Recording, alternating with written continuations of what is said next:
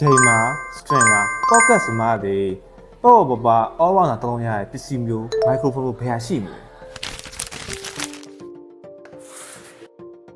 ဒီနေ့ကျွန်တော်ပြောပြပေးရမယ့်အကြောင်းအရာက Eva Media ထုတ်လုပ်ထားတဲ့ AN210 microphone အကြောင်းပဲဖြစ်ပါတယ် AN210 ရဲ့ unidirectional အလုပ်ပုံက direction တစ်ခုတည်းလာတဲ့အတန်တွေကိုဖမ်းပေးရဆိုတော့ဘေးဘက်ကအတန်တွေနဲ့နောက်ဘက်ကဆူညံတန်တွေကိုတစ်ခါတည်းဖယ်ရှားပေးရသူ့ရဲ့အနောက်မှာပါတဲ့ audio jack ကကျွန်တော်တို့အတန်တွင်းနေနဲ့တစ်ချိန်တည်းမှာနှစ်ချက်နဲ့နားဆင်လို့ရမယ်ပြီးတော့ PC ဆိုတော့ကို switch နိုင်လို့ရှိရင် PC ဘက်ကနေအတန်ပြန်ကြားရမယ်သူ့ကိုတက်ဆင်မိုးအတွက်က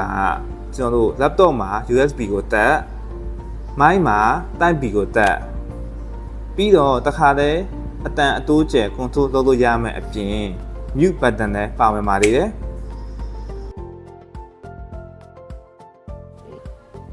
ဒီထက်ပိုပြီးတော့အသေးလေးသိချင်ရင်ကျွန်တော်တို့ chat box သို့မဟုတ် comment မှာအားရောက်မေးမြန်းနိုင်ပါတယ်